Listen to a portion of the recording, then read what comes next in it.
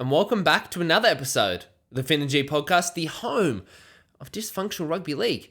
Now, a little bit different today. It's not your usual combination, your dream team, the champ and the challenger, Fin and G. No, today it's just a boys club. It's a fucking boys club. G is busy. So we're riding solo today. Shout out Jason Derulo. Look, get straight into it. And you know what? I guess it's going to be an interesting this episode. Right, flying solo. Does it help my tipping? That is the big question, and this will go a long way in proving that G, while yes, the love of my life, is also currently the bane of my existence.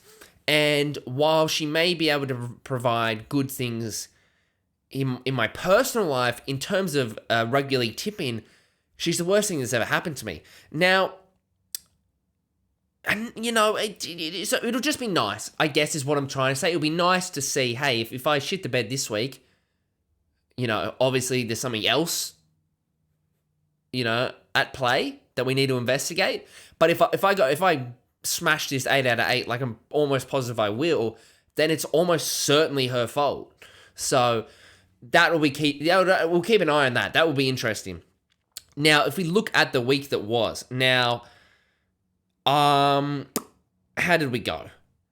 A bit of a trend. Now, G and I, look, it was, when you're a champ, you can do what you want, I suppose. Fair play to her. But with 8 rounds to go, it reeked of defensive tipping, of tactics, and of fear. And now, the fear, that's a part of her everyday life. The tactics, that took me out of play. Not known for her tactical ability, but all the same tips. So the two of us, pardon me, we went the first 3, Dolphins easy, Sharks easy, Titans easy. Finished the week poor. And that is becoming a bit of a trend for me, which I'm not super stoked about, for obvious reasons. Usually I'm jumping out of the gates. Again, 3 for 3. We're flying. Then you go Broncos, Dragons. You go, Broncos are that desperate. And yes, there's no origin plays, but they're that desperate at Suncorp. I think they'd lost 5 in a row at that point. It's the fucking Dragons. Every time you think the Dragons have got it together, they stumble and the wheels fall off. And they realize that no, you can't just put 2 extra wheels in a bike and make it a car. It's still a bike. I think that's what we learned. But as I also, and the two of us, to a credit, she copied me, as we theorized last week, the Dragons did beat Penrith without the origin plays. So I guess the Dragons just fit into the category of teams, much like the Dolphins, where I don't know what the fuck I'm going to get. I don't know. You take out Lomax, but more importantly, Ben Hunt, and you think they've got nothing. Turns out Marshke, maybe like the Cowboys, you just keep your origin players in the sideline, because him and Flanagan look great together. And they beat the Panthers at Penrith, and I thought, okay, can they do that twice in a row? No. That's where I went wrong. They win 36-20. 30-26. Late comeback from the Broncos, but the game was over after 30 minutes. Like, holy. Then you go into Sunday. Now, I was shocked all week. I said it on the podcast. I said it all the way up until Sunday. I was shocked at how steep favourites Manly were. Much like the Dragons. No Cherry Evans. They've got no direction. Like, I didn't see it. I didn't see it happening. Closer to kickoff, I started thinking maybe there's something in this because the odds still hadn't changed. Now, the error in my way, which I realised very early into the game, 10 minutes into the game, somehow I forgot, just completely went fucking blank and did not realise, remember, think about, acknowledge that neither Bradman Best or Dane Gago were playing. Because of course they weren't. They're both in the fucking origin teams. So that was where I went wrong. And again, after 10 minutes of watching it, it was already about 10-0. I understood why they were such big favourites. And I understood that the game was done. I honestly, I don't know. I don't know how that slipped my mind. So I'll put my hand up for that one. That one's on me. That's I shit my own bed, and I've got to change the sheets. Frankly, it was pretty bad. I might need to just throw them out. Manly killed him. I didn't realize it was Old Boys Day. I didn't realize that Turbo actually was capable of playing fullback again, even though he was turned into a center for 80 minutes. Yeah. Not finishing my week strongly, which is disappointing. But at least I didn't lose 44-6. No, because I don't play for the Knights. That would be the only worst thing. Now, look, moving. So, look, that brings us to the tipping leaderboard. I'm still down 5. Don't want to give anything away. Now, G, I don't have her tips now, but I'll put her tips in the post on at FinNG on Instagram. Give us a follow. I'll put it up there, but when we went over it the other day, I think we do have a couple different. There's 2, 3, possibly 4 different ones. Now, pardon for the drops. The difficult thing is I'm now in this awkward position. There are 8 rounds to go. I'm down 5. You're starting to enter territory where I've got to make my push. I've got to make my push soon. I'm running out of weeks. The problem is that this season is so unpredictable, there's actually no safe bets. So in a week where we have 3 to 4 difference, it is entirely plausible that I could claw my way to back, all the way back to perhaps down 1 or 2. Or I could blow out to 9 and it's over. Then I'll just have to go pure underdogs and I'll probably end up losing my 30. But as I said earlier, I'm going 8 for 8. So I'm pretty confident, and I'm going to take the throne back. Another theory is that before I started posting on FinNG our results, I was winning. I'd won all 12 rounds. The very next round, so the second ever time, the second week of me posting the scores, the rain was over. Just to double check my facts, if I scroll through now, if it will load. Yep. So, after 11, Magic Round, I was up by 1. That was the first week I posted.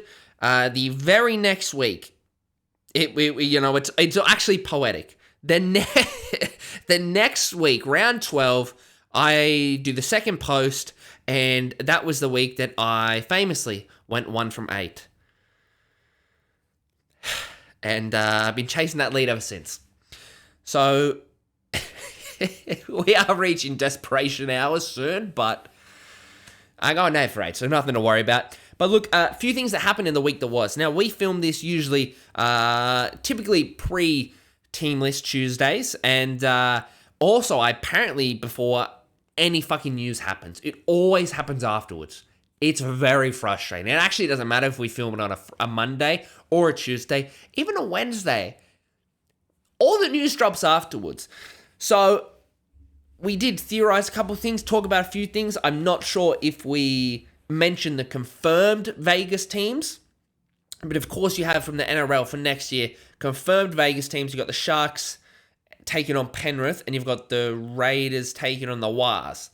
I believe that's a matchup. Pardon me if I'm wrong. Whatever. It's like, okay, cool. I do like the added bonus of the women's test, the English team and the Jillaroos, and I like the added of the Super League teams. I believe it's Warrington and Wigan. I don't know. It's like, it's cool. I like the added stuff. I think it will bring more fans to the game. And look, if we get sent there for free, so really need you guys to up the interaction, just sort of like the shit out of it. We get sent there for free, I'll be a lot more positive. But it's cool. It is cool. It's cool. It's cool. I think I just think it'll be like this year. I feel like it will fall into the category of things and rounds, events that, at least for me anyway, there's not a lot of hype until it's there. was like Vegas this year. Like I was relatively indifferent about it. And then when it happened, I was like, this is the coolest thing ever. This is awesome. So I think it'll be like that. But right now, I like the new additions. I like making it big and better. It makes sense having Super League teams because I think the NRL's buying Super League. And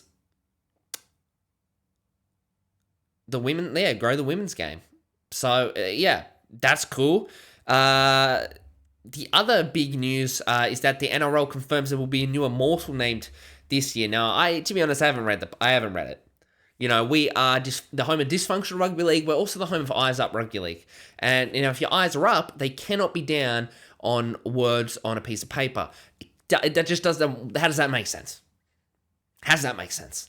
So, not big on the facts, but personally, I don't understand why there's this whole thing where you only get one immortal every so years, or maybe you get two. Like, who gives a shit? Like, do you know what I mean? Like, you're logjam. Darren Lockyer should be an immortal. Alfie Langer should be an immortal. Sterling, Kenny. Then you got the new batch of your Smith, Thurston, Cronk, Slater. Like, just fucking send them all in. Do you know what I mean? Like, why stop it at one this year? Let's just have fucking 15. Let's just put them all through. Poor old Sterling and Kenny have been waiting for 40 years. Do you know what I mean? Like, I don't understand the prestige of it. I believe we only have 8. With with Joey being the 8th. Like, I don't get why you need to be so delicate about it and just, if guys deserve it, give it to them. Do you know what I mean? Like, it's cool, but no one looks at someone like Lockyer different because he isn't one yet. But everyone knows that most people agree that he should be one, but he's going to have to wait another 10 years? 15, 20, 30 years after he retires to finally get that status? Why? Just give it to them all, is what I say. Bit of player movement news, bit of signing news. Papa Foreign, the oldest man in rugby league. Even though he isn't, but he's only a grandpa in rugby league. Papa Foreign, great. He's been great. Like, if Cherry Evans is aging like a fine wine, he's aging like a fine scotch. A real Scotch bourbon whiskey sort of operator. He is, it's not pretty football, but it's effective football. It is tough rugby league. He's leading the turnaround at the Titans, who are one of the most disappointing teams in rugby league, and consistently so. So hopefully their 3-game winning streak continues, because he's playing great, and you're starting to see the effects of him if he can just stay on the field, which he has been lately. So he's doing awesome. He signs on for one more year. Probably will be his last year, but that's awesome for him and the Titans. Not so awesome, Tohu Harris, the inspirational leaders for the Wars. He is out for the season with a persistent wrist injury. Just won't go away, needs surgery. He will be done skis. Not good. Not good. The Wars currently, if I can bring up the ladder, give me 1 second.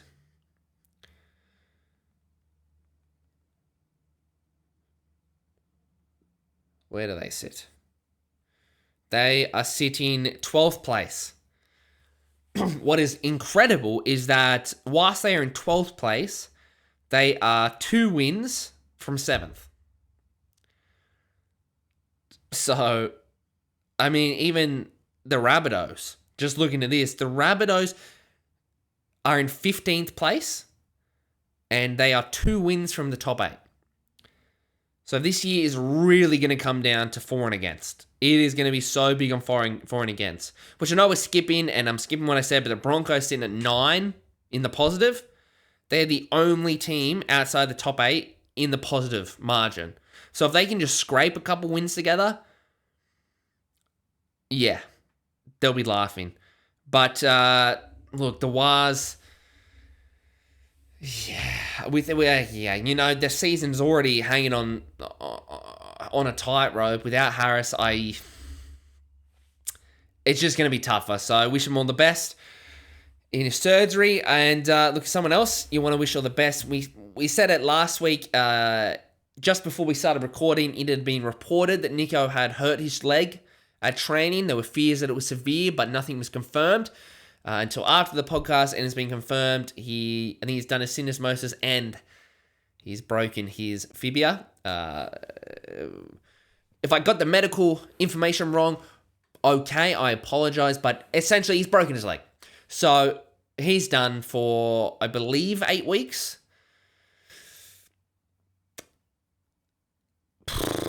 Well, first and foremost, best wishes to Nico. Look, he's just...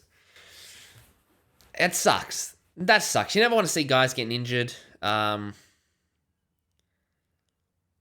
Another one, off the top of my head, I think Max King. Recently, he's out for 6 to 8 weeks, I believe, for the Bulldogs. Apparently, he's been blamed with a broken wrist for a few weeks. Another one, I'll get back to Nico, but Jai Arrow.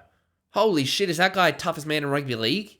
I mean, he did his shoulder in Vegas like 10 minutes in, done. His shoulder was done for the season. He then plays on all the way up until fucking round 19. He plays 19 rounds. Yes, he missed a couple, but he plays till round 19 with a busted shoulder that everyone knows is gone, and at least twice a game he's on the pain and agony. Finally, he's been booked in for season-ending surgery, so salute to you. But Nico, it's a double-edged sword. Obviously the break sucks, and it's terrible for him in one regard, pardon me, but I think the silver lining is I think that this break could be the best thing for him. I really think that this break, I think it'll be the best thing for him. The poor guy, he's gone from the darling of rugby league, as Australian media does, he's gone from the darling of rugby league to the fucking poster boy for shitty comments. Now, again, we here at Finn and G, yeah, we've commented on his anti-clutchness, and again, we've also, that would appear to be the case. He has missed big moments and big opportunities. That's just fact. As we've also stated, though, it happens to everyone.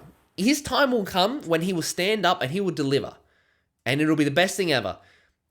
It just is harder, the more you miss, the harder that moment, the further away it feels. But some people are just going ridiculous with it. Saying that he can't play football, he should never play Origin, he should never play for club, he should be dropped to reserve grade, he's done, he's overrated. Like, oh my days. Oh my days. He has an average season in his third year as halfback, which in his first year as halfback, he won the fucking Dally M, and all of a sudden he's done, dusted, sent him to England. I mean, I don't get it. I don't get that. It's so ridiculous, but it's so Australian. So, I think, him being forced into a break, it'll be the best thing for him. It gives him 6 to 8 weeks away from the world, honestly. And again, I believe the day before he not heavily reported, wonder why, but he talked a guy of committing suicide. So why don't you report that? That doesn't get a moment in the media, but his missed field goal gets fucking weeks of runtime.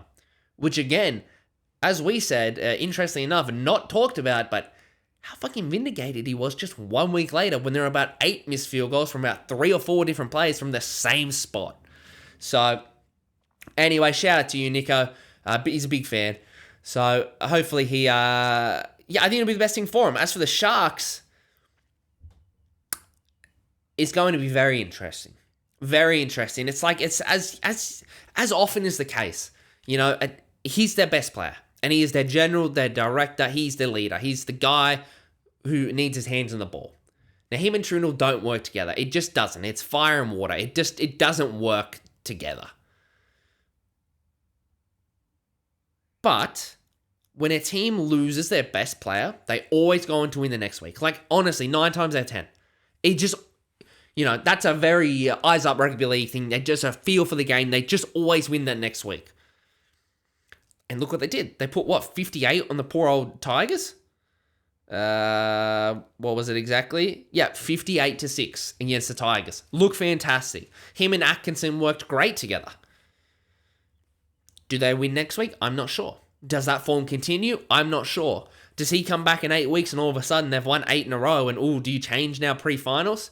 I don't know. But what I do know is that this will be good for him. A good break. And regardless, all due respect, the Sharks are a toilet team. So, you know.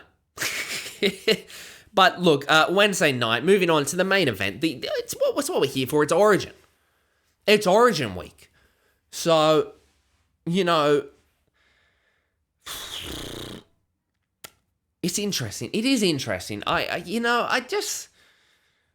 know what it is. Maybe I'm getting older. Maybe, it's like Vegas. There's no buzz for me until it happened. Origin's been much the same. Now, and I think game one, it was just so clear. Like the two teams' game styles was so obvious and so clear. It's kind of, I don't know. I've been a bit weird about Origin this year. I'm so hyped for game one. I was so into it. And then I just think the way the media has carried on with just the same fucking, sitting in their glass houses. Oh my days. It's just like, come up with something new. Like, Jesus Christ, can we come up with something fresh? I just think that they're beating of a dead horse. There's a bad smell in the room and I'm sniffing it hard and I'm not loving it. So it's turned me off a little bit. And as I said, I just think the game plans are so obvious. Like in game one, obviously you have the sin bin. The send-off. Sucks, but it was absolutely the right call, which people are still complaining about. Jesus. But even then you saw, on paper, played out into reality. Queensland have all the mobility and the speed, speed, and skill advantage, and New South Wales have the power and strength advantage. New South Wales weren't able to get the power going. Queensland got the speed going. Wiped the floor with them. Well, they won. Game two, same story, but New South Wales this time got the power on and Queensland couldn't shut it off.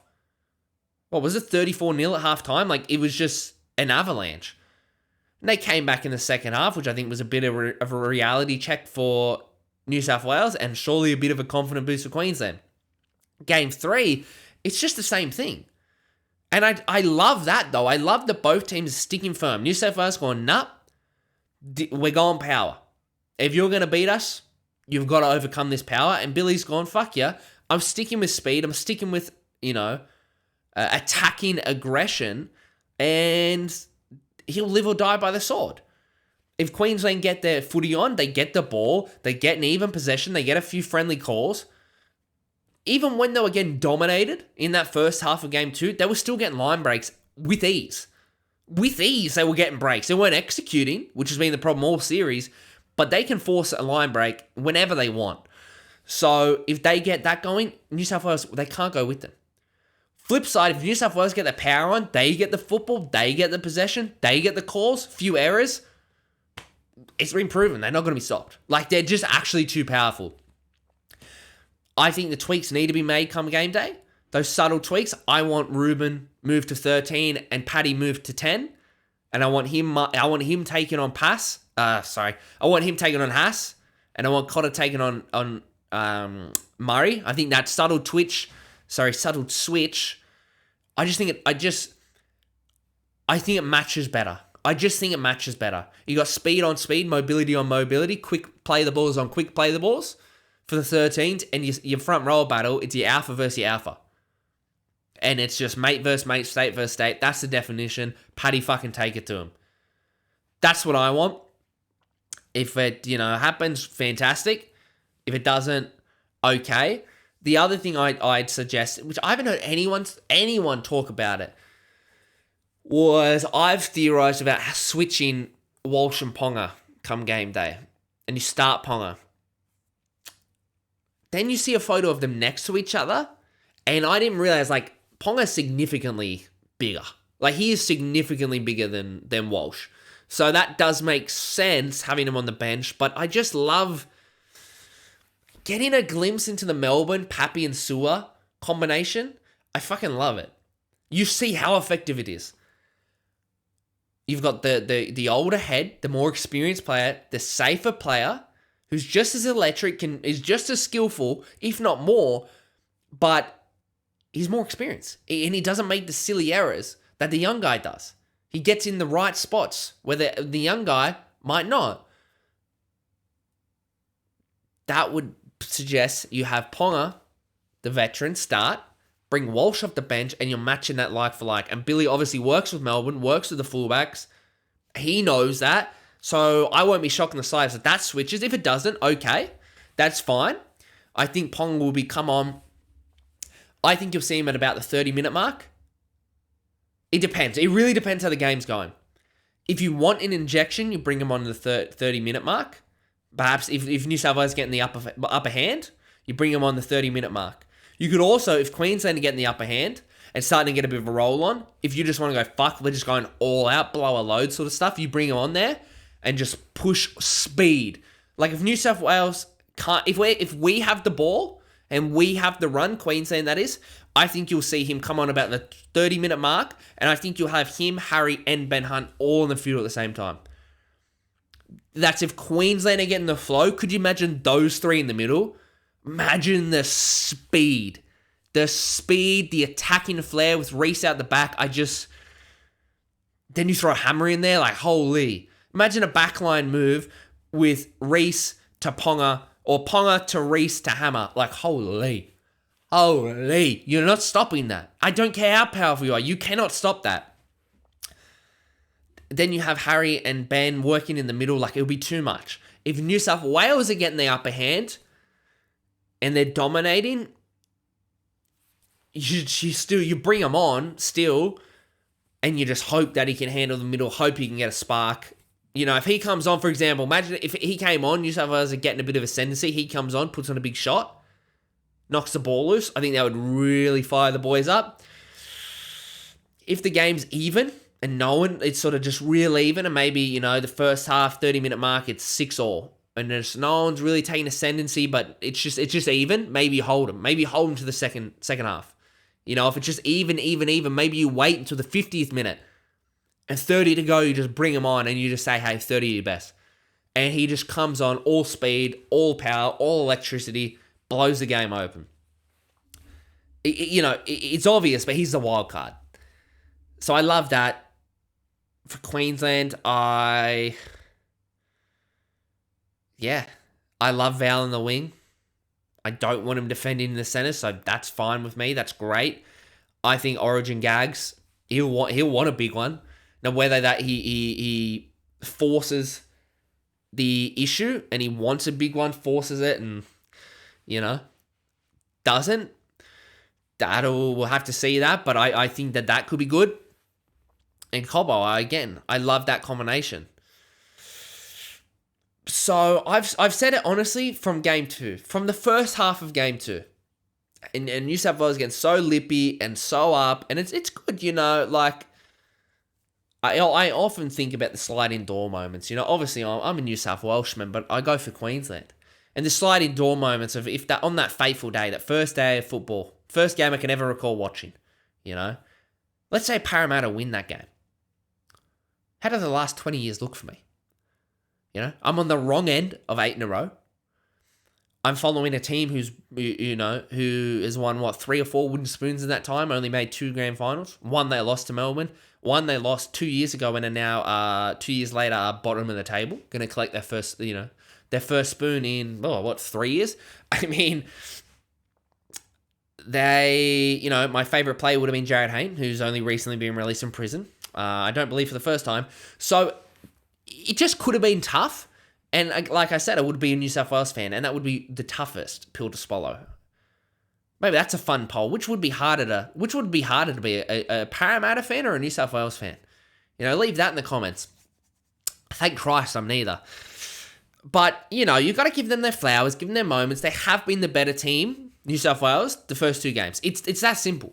Now, if we fast forward to pre-series, I said New South Wales will win. I honestly, Madge, as soon as he was hired, I thought they're going to win. He just seems perfect for it. He just seems that when he can get elite players, they respond to him because he just is that hard-ass perfectionist. Like, he's a drill sergeant. But you watch Tigers Town, he's so fucking passionate about his team. I just knew that would work for them, and I love the route he's gone. I love that. I honestly think it's better that there's been so many injuries for New South Wales because he's been able to choose the team that he wants and not necessarily has had to contend with picking the team that, the state, quote unquote, wants, the media wants. Didn't have to worry about the headache of a Cleary or a Turbo, those sort of guys. Latrell game one, was able to pick a team that he wanted, and look how well it's came. So they've easily been the better team. I said they'd win. I obviously can't tip them. That's sacrilegious. This game, watching that first half, fast forward in the first half of game 2, I immediately thought how funny this would be, how high and mighty New South Wales are going to be just to lose by 4 points, 16-12, come the decider. And I'm still firm on that. Because the whole series, it's like if Queensland can just execute, they can dominate. They can blow New South Wales off the park. It really is it's interesting because it's like a flip of the script. Usually it's New South Wales who have all the points in them, but fail to execute. Meanwhile, Queensland are the powerful, grindy team that you're confident can grind out a win. This year, I'm not so confident in this individual team grinding out a 4-point win against New South Wales. I'm not. But Decider, Suncorp, if they execute, they could win 13 plus. They really could. But as we've obviously seen, if New South Wales execute, they can win 13 plus. But I think if Queensland win. I think they win because if the possession was 50-50 and the penalty count was 50-50, as in percent, not penalties, Jesus Christ. Although it is Ashley, so you never know. But if it's even possession and even penalties and even field position, I think Queensland win, if that's the case. I think New South Wales power game works its best when they have the ball, when they have the weight of possession and the calls. As you saw game 2, when they get that, they can't be stopped. They are too big and too strong. Whereas Queensland, even when it's even and it's just 50-50, you have seen it. Cherry Evans or Ben Hunt can kick a 40-20 out of nowhere. Either one of them, either side, no worries at all. You then have the speed of a Walsh, of a Ponga, of a Hammer, off their back rowers like Nanai, even Kurt Capel. Kurt Capel always makes fucking line breaks. It's incredible. They can just pull it out of their ass and score points, and I don't think New South Wales can, which is why I'm sticking with Queensland 16-12. Mightn't be the exact score, but Queensland 1-12. 3 in a row. Thanks for coming. Thanks for fucking coming. Now, as we we move on to, and obviously G, she's a New South Wales fan, so she's delusional. She will be gone for the Blues, of course.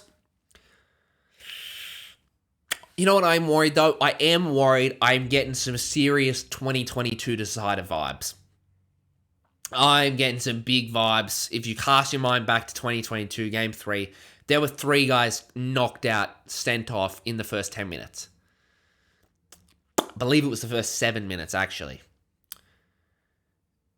Cam Murray was in the first minute. You had Cobbo was then a minute after that, and then Lindsay was about 2 or 3 minutes after that. So I don't want to see that, but I'm getting bad vibes that will happen. Another thing I'm getting mixed vibes about is Queensland and Billy have obviously stuck with their attacking mentality. I've just been getting visions now. I don't know if I'd love to see it or hate to see it. But as just a fuck you, as a here's my, I'm flopping it out on the table. I'm all in. New South Wales kick off. Everyone's hyped up for that Nathan Brown off the back fence style hit up where someone almost certainly is going to be knocked out. Do Queensland receive the ball and just fucking shift it? Just first play of an Origin decider, shift it. Hammer burns him down the sideline. Thanks for coming. 30 seconds in at 6-0. Getting some serious vibes about that. Now, what worries me about that is obviously the risk. And New Queensland have not executed this year. But, like, if you want to set a tone, which New South Wales set game 2, how would Queensland set that tone? You shift it off the kickoff. I just put it out there. Billy, if you're listening, do we shift it off the kickoff?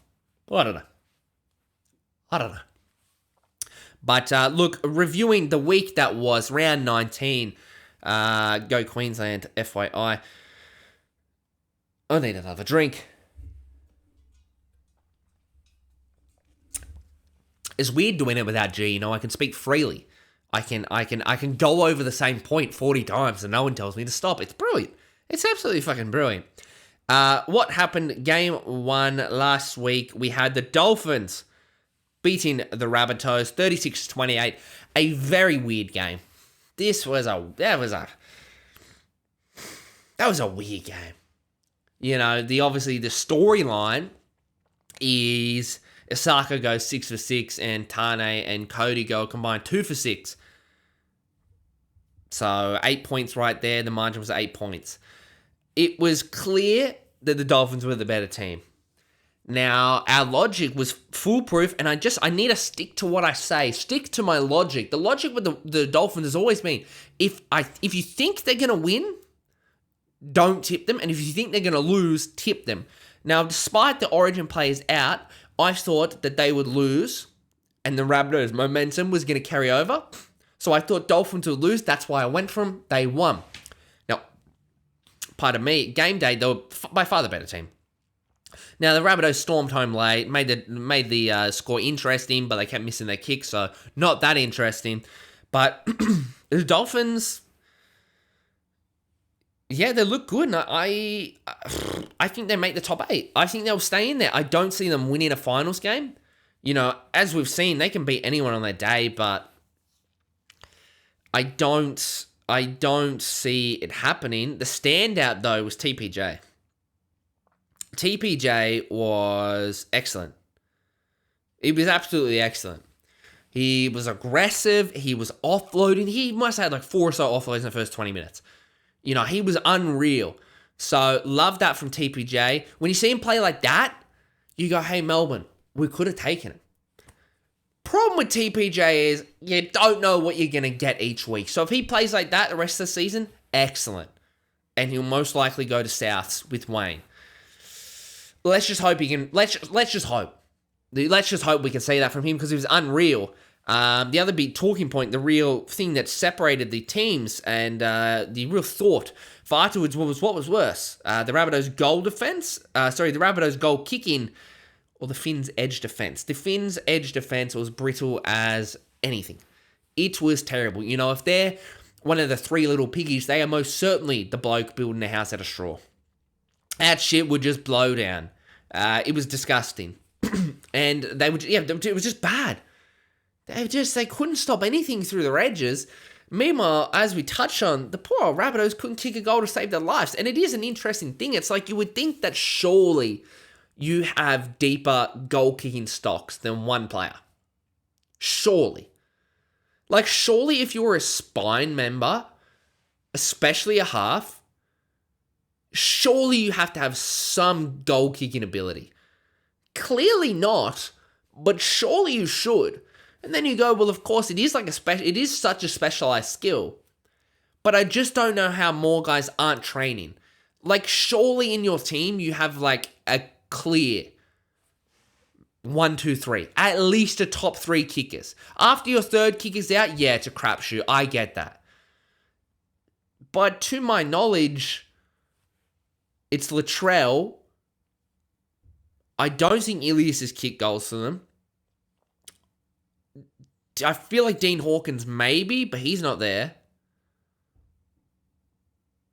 Like, I can't think of them missing another goal kicker out of their squad. Surely you've got to have someone. Because, like, these guys weren't close. They weren't even close. They were just toe poking that shit. Yeah, fascinating. What was not fascinating was watching the Tigers go down 58-6 against Cronulla. You know, it is hard. You know, I feel like week after week we touch on the Tigers and say that despite the results, they're getting better. Pretty hard to say that on this one. Yeah, their edge defense is disgusting. It is so bad. Now, I love Dewey, and at least here's the excuse of all his ACLs, all his injuries, because his edge defense is not looking good. But there's guys that have been there all season, and theirs is worse. So you can blame Dewey's on rust and confidence in his body. The other guys, though, holy, like it's not first grade stuff. It isn't. They don't work together. Again, you see their disciplinary issues. Like at one stage, this was what? 6-6? 10-6? Even 18-6. Like it was close. They were in the battle. They were in the grind. They were getting a flow on. Then Appy goes to the bin on one of the... Look, I wanted to say one of the worst sin bin decisions because it is. It is. Now, it's tough because everyone makes mistakes. And I feel for Adam G. He's a great ref. And this was a real one that, like, before you saw the replay, it was like, okay. Like, when it happened live and Adam G went straight away sin bin because Sharks had made the break, it looked like Appy wasn't square and he plays at the ball. That stops the line break. The Tigers went back, sin bin. You see it live, you go, okay. My instinct was, oh shit, he's gone. Yep, and I was defending him. I was explaining to G, I was like, he's gone because he's just played at the ball. He wasn't square. It stopped the break. Okay. But then you're watching and he is adamant. And Appy's he's not that guy. He is adamant that he was square. It's not a foul. Challenge it. Adam's saying you can't challenge markers, which I don't understand why. Why do you have, I don't understand. What's the point of having a captain's challenge if you can't challenge everything? To me, you either challenge everything or nothing. That doesn't make sense to me. But anyway, then you watch the replay. Yeah. Not good. But at the same time, if you want refs to make decisions and be confident in their choices and not rely on the bunker and not look for bunker intervention, you are going to have mistakes. That's what that was. It was a mistake. It was a bad one, but at least he just trusted himself. It was the wrong decision, but I much prefer the refs to make a mistake by just backing themselves than to make a mistake while going to the bunker 47 times and then still making the mistake. You know what I mean? So shit call, but I think the Sharks might score 1 or 2 in that time, and the Tigers were never the same.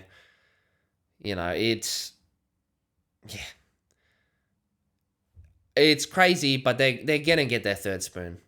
They just are. Even if the Eels still shit the bed, they're not gonna have less points than the Tigers. Luai will make such a difference for them, but he's not going to solve that. He's not going to solve their discipline, and he's not going to solve their attitude, and he's not going to solve their effort. And they don't work as a team. So, yeah, I can't see them not getting their third spoon. The Sharks, on the other hand, great win. It's definitely what they needed, but, I don't know. The Sharks are just that team. Until you see them win in finals, they're always going to be the same. And it's not fair, but it's just the reality. So, an awesome win. Hopefully, they can continue the momentum and get back on track. It's incredible that they've lost, 4 in a row up until that point and we're still in the top 4. That's crazy to me, especially in a year that is this close. But hopefully, they can get their mojo back. I love Atkinson. He's awesome. And Will Kennedy is another. Will Kennedy doesn't get anywhere near the credit or respect he deserves. I think he's certainly the most underrated fullback in the comp, in my opinion. He's smooth. He's quick. He's always in the right place. Like Trindle, unfortunately though, he's got wheels. Poor old Trindle, at least 4 times was streaming for the try line and was mowed down. it was honestly 4 times. It was pretty funny. Their little legs just couldn't go. They just couldn't go. Oldest looking 24-year-old I've ever seen in my life. But anyway, Sharks win. Again, they're just that team, though. We'll see in September. 2 teams we will not see in September. The Titans and the Eels. The Titans winning 24-16. Drink break. Titans. Well, that's 3 in a row. So that's great. But it is just, they're a very interesting team, aren't they? Because this is at least the second week in a row, but I'm sure, I haven't been watching them particularly closely, but I'm sure it's happened more often than that. But I believe last week against the Sharks, it was 12-0 after 12 minutes. This week, it was 10 or 12-0 after 10 or 12 minutes. And then they just fade. And they don't score for another 30, 40 minutes, it feels like. And they're a very peculiar team. It's like they burst out of the gates, excellent, and then they just plateau. And the other team comes back, and then just when you think, oh, they're falling apart here, then they'll score 1 or 2, put the game back in the W column. I love Foreign, as I've said. I love Cam Pereira. His speed is just incredible. He does make seemingly terrible decisions, though. Sometimes, I remember, was it last year, the year before, he had that breakaway, and then instead of passing to Foreign, he kicked it for himself, got tackled, and then somehow poor old Papa Foreign, the old sausages got him across the line, and he was able to score. But it was just you just made this so much harder than it had to be. It's like on the weekend when he could have scored the hat trick, and all he had to do was dive. If he dives, he scores. But he, for some reason, with the cover defense, and it being Dylan Brown, he goes to kneel and plant the ball and gets it swatted out and no try. It's just things like that. It's just you're making it harder for yourself. And you see it all the time. Again, he'll chip and chase when he didn't need to. He'll run inside when he should have stayed outside. He'll pass when he should have kicked. He'll kick when he should have passed. But he is electric, so he's good to watch. Another one's good to watch, Jaden Campbell. Wow, I think we've solved the dilemma. In my opinion, the dilemma's solved. You have Sam Verrills at 9, with Aaron Clark in the front row, Chrissy Randall at 13. When Tino comes back, I have Tino on the front row. I'd keep Chris Randall at 13. He's been awesome. So is Sammy Verrills. I think Kieran's obviously your 7. Foreign, Kieran, he's your 7. And then I think Jaden Campbell has to be your 6. What's that, 6 try assists in 2 games? 14 of 14 goal kicking as well. The kid's unreal. He's unreal. And you say about his defense, but look at Sam Walker. Look at Ezra Mann. Look at Jonathan Thurston. These small guys will miss tackle. It's just physics. They're not big enough. But if they put themselves in the right position, they put the effort in, and they put the hit on, I'm okay with them getting bumped up. That's nature. They will. If they're 60 kilos, and let's give him some credit. If he's 65 kilos, trying to tackle 125 kilo Spencer Lenu, he'll probably fall off more often than not. But if he puts himself in the right position, that is all you can ask. And he did that. Look at the try he instigated by putting the hit on Tango. Ball comes loose. David Feeder, thanks for coming, sets up Phil Sammy. He led the kick chase. He put himself in the right position, got himself perfectly under the ball, put the shot on, ball comes loose, thanks for coming. He's unreal. I think he has to be your 6. Just hopefully, it is one of the big things for the Titans. It's their health. Their spine is got to be one of the most unhealthy spines in the comp, consistently. Obviously, Melbourne this year have taken the cake, but at least for the ones that you think about, But Melbourne have taken the cake this year, but Titans consistently, they remind me of the Knights from a few years ago, when they never had their spine healthy. Ponga was always hurt, Pierce was always hurt, Blake Green was always hurt. They just never had their full spine together. Very much the Titans. But Campbell at 6, excellent. And I think AJ's got to be a 1. Now, Keeney's been killing it. It was AJ's first game back. He just has that class. He just has that. He's a bit like Gutho for me in terms of he's an effort player. And I think what you do, I've said it a few times this episode, I love the Pappy Falongo partnership. I really think that's the next stage of football. You see the 2 9s now, the 14 being someone that can play hooker, play in the middle. You see that evolution in the last few years? I really think this is the next evolution. And I really think that him and Keeney can do that. Now, this game, Brimson played the first 50. He came off. Keeney played the next 30. I assume that's because it's Brimson's first game back. Hey, play it safe. Give him a rest. Put Keeney in there. Keeney's been undeniable. He has to be in the team. One theory that was thrown out there was by Matty Johns that you have AJ at 14. He's a bit bigger, a bit stronger, can play in the middle. You can bring him on. Same thing. Bring him on in that middle role. I don't think they need that, though, when you've got Randall and you've got Sammy Varials and you've got Aaron Clark. You've got these guys that can play big minutes. You've got them that they can rotate. They can rotate between themselves. I think you have Keeney at 14, and just like Falongo, you bring him on, say, 30 minutes ago, you just let him loose. You keep Brimson at the back. Scrum players, especially, you just let him loose. And he would tear teams apart. I really think that is the blueprint and the way forward for the Titans. I really think so. I'm not so sure what the path forward is for the next team, the Broncos, going down 26-30 to the Dragons. Now, as often is theorized, if the Dragons don't win Stadium, it's a no-brainer. They weren't. They were at Suncorp Stadium. Oh, sorry, I never touched on the Eels. That's because they're a shit team. There's literally nothing to say about them.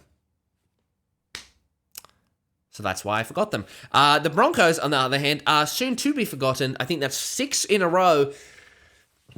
They don't seem like they care. Like, they're not on the same page. They don't have the effort. Now, again, I thought that the loss of Flegler and Farnworth were going to be huge. I still thought they were going to be right up there.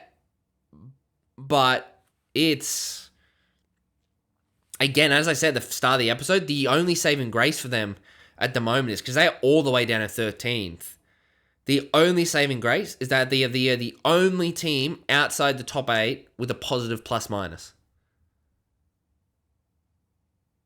So they're on 18 points, just like 3 other teams. 2 wins and they're in the top 8. 2 wins and they're in the top 8 and they have a positive plus-minus. That is the only thing holding their season together. The only thing. Because you watch it, they just there's nothing. They're just not on the same page. Their defense is brittle as anything.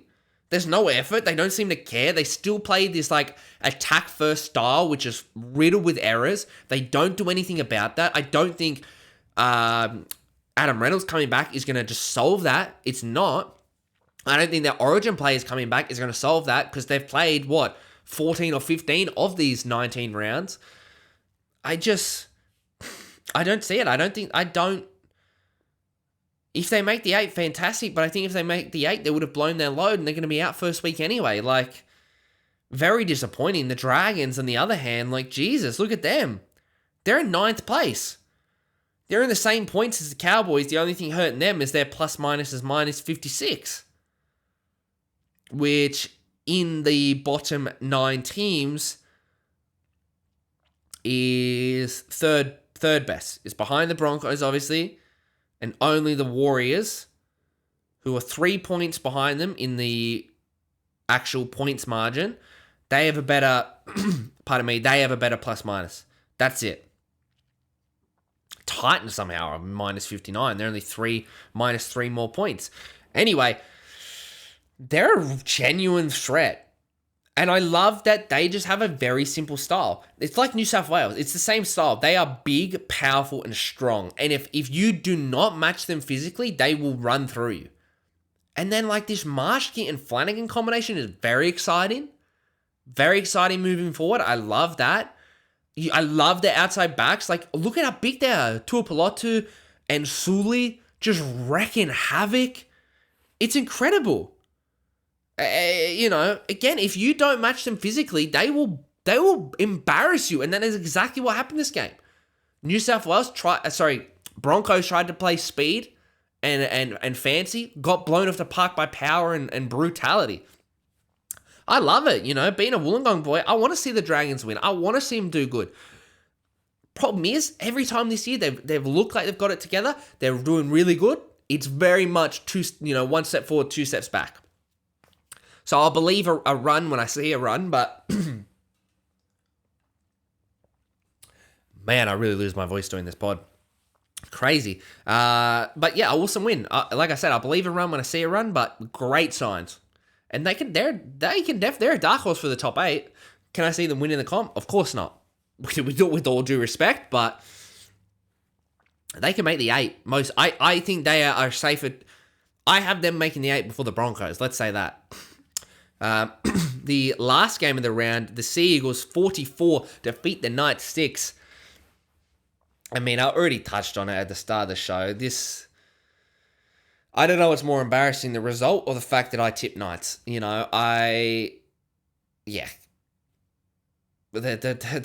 Manly just blew them off the park. Like, it's that simple. I was busy, so I only got to watch bits and pieces of this, but every time I flicked it on, I just watched the poor old Knights getting torn to shreds. And they had nothing. They were just so boring. Anytime they had the ball, they would make an error. Or if they didn't make an error, they would just be vanilla football. It was vanilla football versus cookies and cream. It's that simple. One was boring, one was fun. Like, the Manly killed him.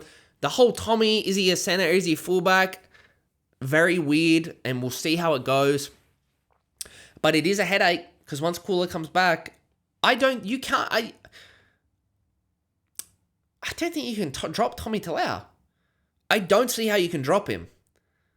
So, people throwing him like he's the obvious choice to go out. I guess Ruben stays in the side. I'd be putting him in the wing and put...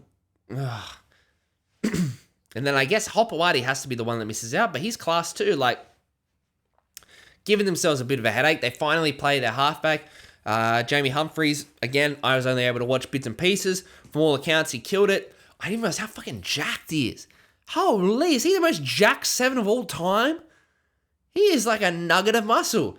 But we'll never see him in a Manly jersey again because they've flicked him to the Rabbitohs for next year, which is weird because their halves seem to be clicking, and they've signed Lewis Dodds from the Super League, and they signed this guy. So that's going to be very interesting how that all plays out. But yeah. Moving on to this week's game. Now, this is before team lists drop. So keep that in mind because I'm trying to win this tipping comp, and I think I've been acting a little bit like I haven't. I'm not sure if I've made it clear, but I want to win this. And I think I haven't been trusting myself, and I maybe not been so analytical, Ever since I've been posting the results, I feel like I haven't changed them, and that's been hurting me. So that's a big, PSA. Tips can change. But first game of the round, of course, Wednesday night, Queensland versus the Blues. I'm going Queensland. As I said, I think it's Queensland. I've had 16-12 in my head since the first half of game 2. So I'm going to stick with that. I certainly could see the score being higher, but I think it's tight, and I think it's Queensland 1-12. I'm trusting that they get their game on. I just am. I think they get their game on, and it'll be too good. The next game, the Raiders take on the Wars. This game, I believe, is at GIO Stadium, Canberra.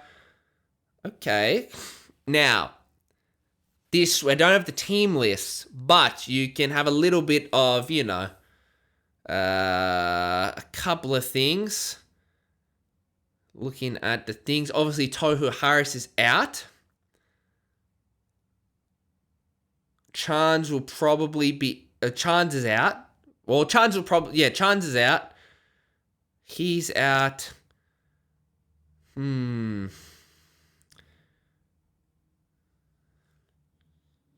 Canberra have also lost their last 4 games at home.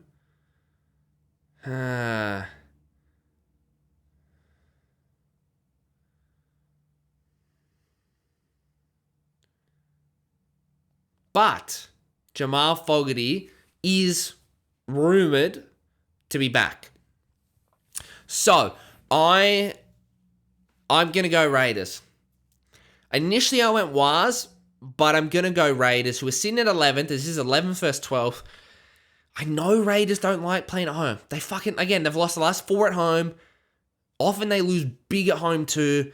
If Fogarty does come back, I think there's a shot in the arm. Surely they're going to have to win at home soon. I think the no Tohu Harris is going to be a big blow for the Warriors, like spiritually. If it's at New Zealand, maybe they play for him. I think it'll mean RTS at fullback though, which is always exciting. But I'm gonna believe in the Raiders. I'm gonna trust in the Green Machine. And again, I have to be a little bit brave. I'm gonna have to make some brave calls. The next game, the Rabbitohs take on the West Tigers. This game is at, I believe it's a core. No, okay, it's at Gosford. It's at Gosford's. Coruscant, Appy Coruscant, he is in doubt for this game with calf injury. I believe he's out. Again, no team list. And again, it's also Origin week. You don't know who will come back. Obviously, no Latrell. Jai Gray played great. I got to give a shout out to Jai Gray. I didn't say it, but man, for someone, he's like 5'7", 5'6". His defense is excellent. He has no fear. I loved when they did the short dropout. I'm not sure if it was him that did the short dropout, but the short dropout that went directly to Jack Bostock, picks it up around his bootlaces, steams from 10 meters out, steams to the line, and Jai Gray just puts his body on the line because Bostock beelines for him, thinks he's going to steamroll him, and no, he holds him up. Brilliant tackle. So shout out Jai Gray. Pardon me.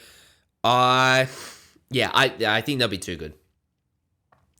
You don't know what you're going to get from the Tigers, especially with no Appy. I think the Rabbitohs will be too good. Wow, my throat is like the fucking Sahara up in here. Holy.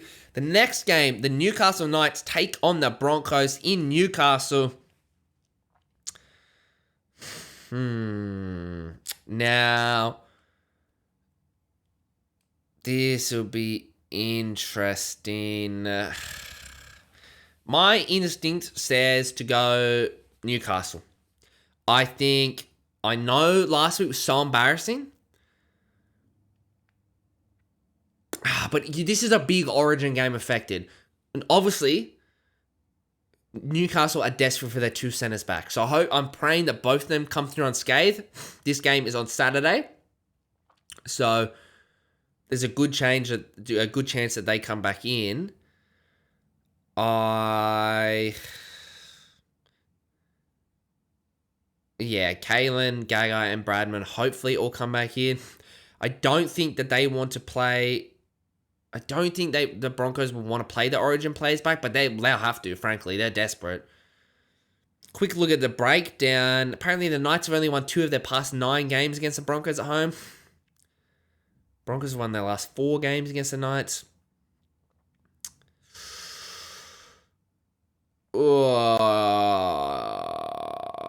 Basically, the matchup, all the stats are going to the Broncos, but these teams are both desperate.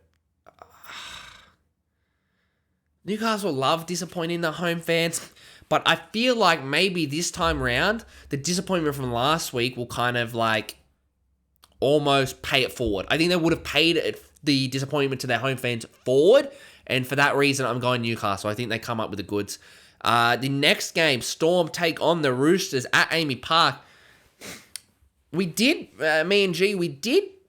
throw up the idea of going to this game. I think it's going to be... I don't think it's going to be able to. It's going to work out a little bit tight for time.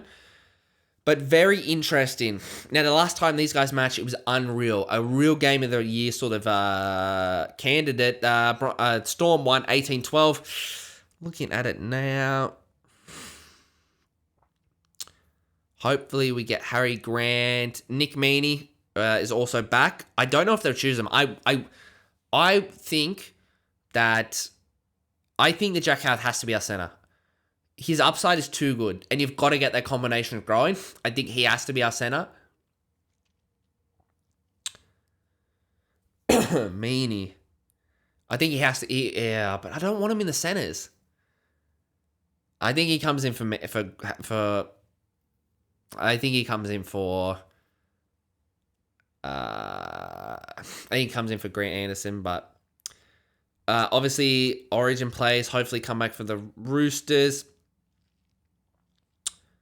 Potentially, there was talk that this could be Munster's return. I'm not sure. No confirmation. That would be awesome, but I'm going Melbourne. I think it'll be a cracker of a game. Won't be shocked if either team wins, but I'm going Melbourne. Pardon me. Next game, Panthers take on the Dolphins. Oh my God, have I mentioned how dry my throat is? Holy. Panthers take on the Dolphins at Penrith. I just think Penrith are too strong. Don't think there's much for that one. But then again, I don't think the Dolphins will win. So, see, that's the problem. This one seems too obvious that Penrith will win. Cleary potentially returns. I think it's only cancelled out because it's Penrith. I don't think Dolphins will win, so I should go for them. But it's Penrith.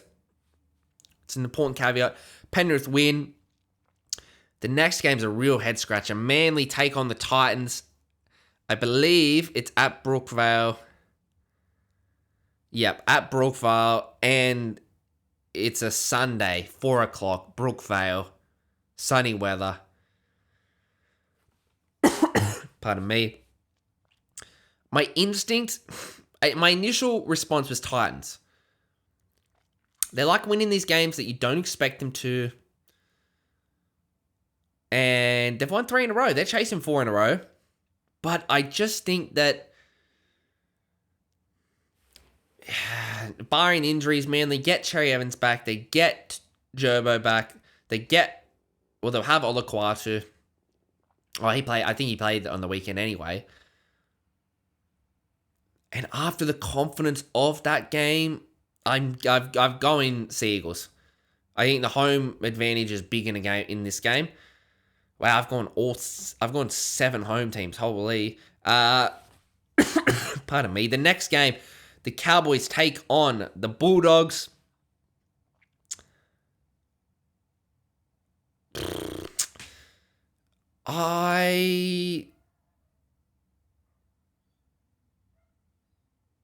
Wow, that's an interesting stat. The Cowboys have only won 3 out of 7 at home, and 5 of their last 7 games will be at home. I think they'll get the Origin players back, and I think they shit the bed when they get the Origin players, to be honest with you. Now, Max King's out, and Jacob Preston's out, which is tough. Last time, that's when they played last year.